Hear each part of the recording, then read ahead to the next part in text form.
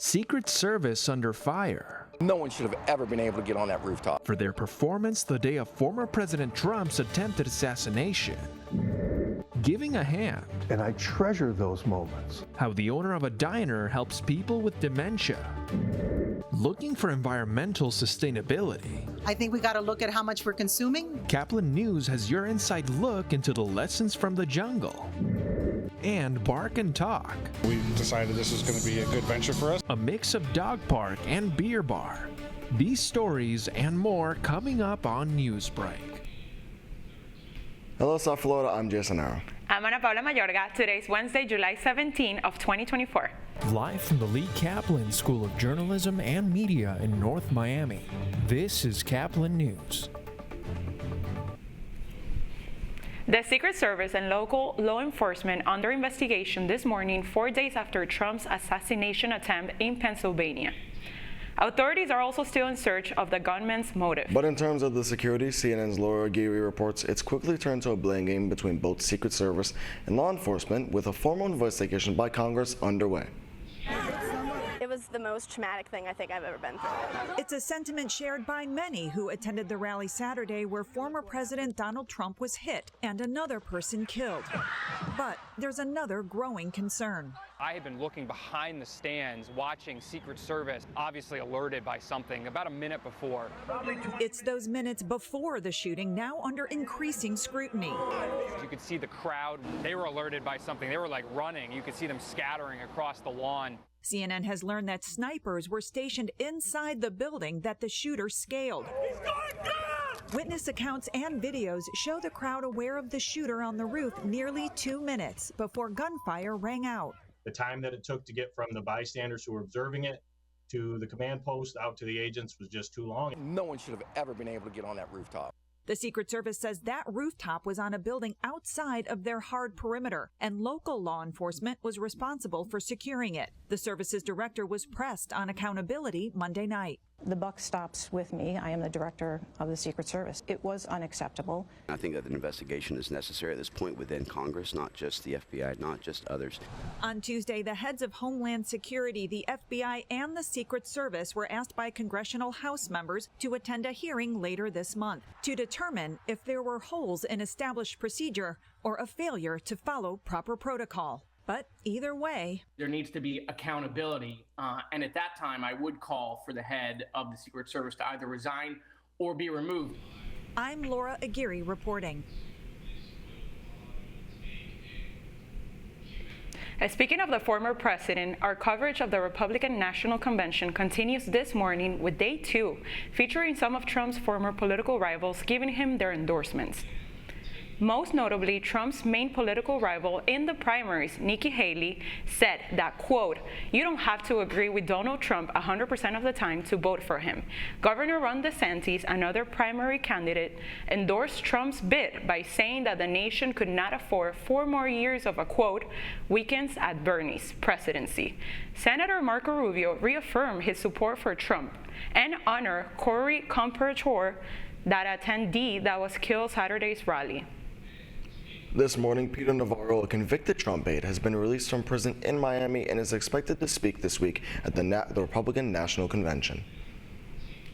Navarro was convicted back in March for contempt of Congress after refusing to testify before the January 6th committee. Although it is known he will go to the Republican National Convention, the exact time when he is speaking is not yet clear. A teen miraculously survives after he was struck by lightning near Orlando. 17-year-old Danielle Sharkey was weed walking his neighbor's lawn when lightning struck. Luckily for the teen, a tree absorbed most of the shock. Doctors say that Daniel might not have been alive if the bolt struck just a few inches over. Instead, he completely lost consciousness and only remembers waking up with intense chest pain and scars on his arms. I was string trimming, and then the next thing I know, I woke up, I was on the ground, I was trying to scream, but I was unable to. The teenager is now part of a small group of people who have survived being struck by lightning. The premiere screening of the documentary Lessons from the Jungle gives the public an exclusive look at how individuals are redefining sustainable living practices. Caplin's Denise Diaz brings us the details. The premiere of Lesson from the Jungle promises to be an empowering experience to learn about it. Mariam Masihi, a consumer investigator, traveled to Costa Rica to explore and bring solutions for environmental problems. I don't think the rate of consumption we have right now is sustainable. I think we got to look at how much we're consuming and how long it's going to last. Her documentary aims to educate the future generation on embracing holistic diets and understanding sustainable practices. Like they say, teach in schools something about composting, something about recycling, to teach it from the beginning when they are in elementary, so they continue as they get older. Under the important dots, panelists were sharing why it's important composting, recycling, and reforestation. There has to be societal pressure on other people to understand that this is a collective problem. It's just one landscape at a time. Attendees had the opportunity to engage in a panel discussion featuring Miramar Mayor Wayne Mesan, who discussed waste management strategies to prevent the construction of an incinerator. I just encourage the community to stay engaged, stay informed, because there are a lot of decisions that have to be made, not just in Broward County, but in Miami-Dade County, on where we all live. The purpose of this documentary was to raise awareness on how biodiversity is the DNA of life and that materialism is not a pivotal aspect of humanity, and telling that what matters is to create sustainable ecosystems that can be adapted to every region around the world. Reporting for Caplin News from Miramar, I am Denise Diaz. Special service at a unique Florida diner. Caplin News reporter Victoria Fonseca shows us what makes this restaurant different. Co-founder of Dementia Friendly Dining, Dennis Dunlock, says the organization came to be because of his own experience with the illness. I suffered through this with my wife, and it was with my wife where we actually created our first restaurant. I was very, very proud of the fact that I could still take my wife out and enjoy that experience. And I treasure those moments because I no longer have them. Dementia Friendly Dining aims to partner up with restaurants to create a dining experience that's comfortable for people with dementia and those who care for them. So far, 5 Central Florida restaurants have signed up to provide dementia friendly dining, including the organization's newest addition, Hollerbach's in Sanford. If somebody comes in for dementia-friendly dining, what are some of the differences they can expect between regular dining and what you all are providing? We will have Hollerbach staff take them to their back area, their side room, to where there's not so much attractions, noise, the music is off in that area, and we place the client, the person with dementia, with their back to the door so that their visuals are more focused on their loved one, and we train the servers to establish great eye contact, a contagious smile, and focusing on the fact that we're delivering quality service. When Dementia Friendly Dining approached you all and asked you to be a part of their organization, what was y'all's reaction? Immediate yes. Chief Operating Officer for Hollerbach's German restaurant, Chris Kremen, says the reaction was bigger than expected when they announced the restaurant would offer dementia-friendly dining. Kind of has a connection to dementia one way or another, and that turns out very true. Tons of our staff have been connected to people, and then our guests have already started asking questions about it and making connections with our staff through it, so the ripples are already there. Dementia-Friendly Dining's other co-founder, Tony Gittles, says being able to go out to dinner not only helps the patient, but the caregiver too. Going out to eat is just a tradition in the United States. It's something that's normal. It makes you feel normal when you're able to do that and when you're in a safe environment. Hollerbach's will begin offering dementia-friendly dining Monday, July 15th on select days from 3 to 5 p.m. Victoria Fonseca for Caplin News. The WNBA's popularity is getting so high, they have to call in Mr. Worldwide. That's still ahead, and so is the story. This was a combination of 2 friends getting together that has love for dogs, beer, and just having a good time. Having a drink alongside best friend, an establishment in Broward, brings you closer to your pet. Newsbreak will be back in 2 minutes.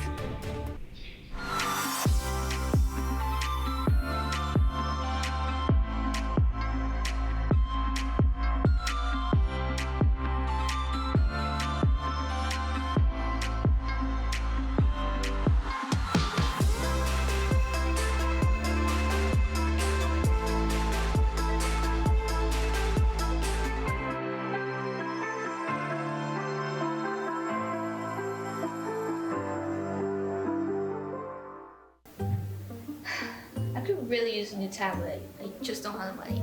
Let me ask you something. Do you have a Pell Grant? Yes? You do know you can get a free tablet, right? Did you say free? Yeah, free. It's simple. And the application is done in the store. I could really use a tablet.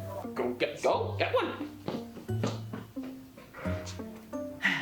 Another satisfied customer. Stop by Panthertech in the Graham Center at FIU MMC today to speak with one of our associates to get your free tablet. Type 2 diabetes can have a big impact on your life. But how can it be prevented? Well, the first step is knowing if you have something called prediabetes. Take the 1-minute risk test today at doihaveprediabetes.org.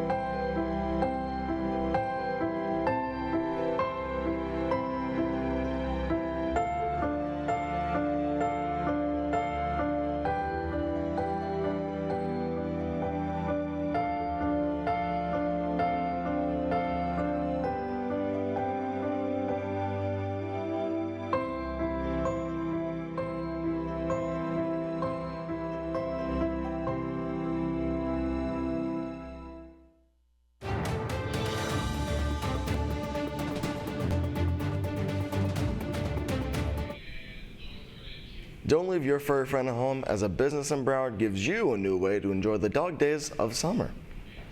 It's called Barkyard and Brews in downtown Fort Lauderdale. And you know, Ana Paula, they always do say a dog is a man's best friend. I've heard that saying. It's very popular. Caplin's Leslie Sanchez has more on what makes this place different. Here at Barkyard and Brews, one of South Florida's first off-leash dog park that also happens to be a wine and beer garden. Located just off I-95 in Fort Lauderdale, this place is becoming a huge hotspot for dog owners and dog lovers alike. So this was a combination of two friends getting together that has love for dogs, beer, and just having a good time. We decided this was going to be a good venture for us, and 2 years later, after that decision, we opened up our doors. The concept is simple. Bring your dog, let them run free and play, while you enjoy a drink with friends. All dog patrons require membership, which helps ensure that every puppy here is healthy, up-to-date with vaccines, and well-behaved. Memberships can be monthly or yearly, but they also offer daily dog passes for those just stopping by. The family atmosphere, like being able to find a daycare and a place that he can play after I get home from work, and not having to worry that anything will happen to him.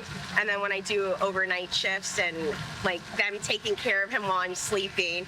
And then for Artie would definitely be the water. He is a fish. So, whether you have a dog or you just enjoy their company, Barkyard and Brews is the perfect spot to unwind and socialize. I'm Leslie Sanchez, reporting from Caplin News. This morning, Pitbull says dale to performing at the WNBA All-Star Game on Saturday. Mr. 305 will be center stage during the halftime show in Phoenix, where the U.S. Olympic team will face the WNBA All-Stars just a few days before they start playing in Paris. Now you're watching Newsbreak, and we're coming right back.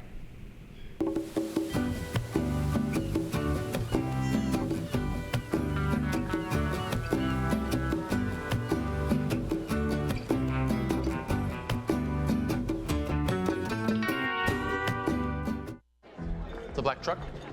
Hey, Christina from accounting. Yeah, hi. Hey, I used to date a girl named Christina. Oh, really? Yeah, and then she dumped me for my best friend.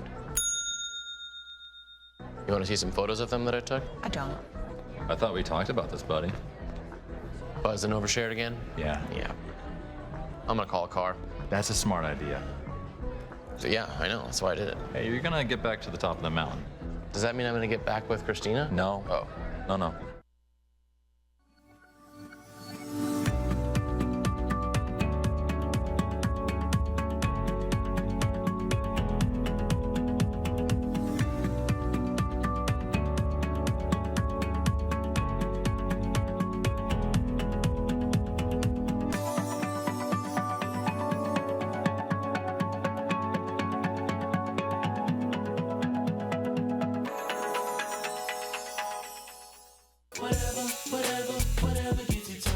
There are a lot of ways to reach out to a friend about their mental health.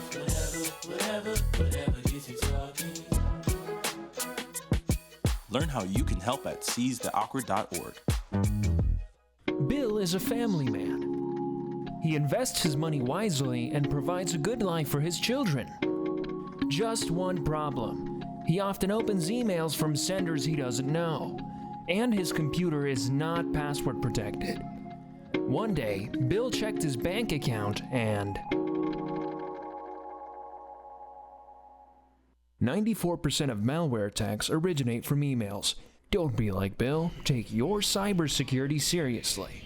That's all the time we have for Newsbreak. I'm Ana Paula Mayorga. I'm Jason Harrell. Get more news anytime at Caplin.news. That FIU, die to you. Dale!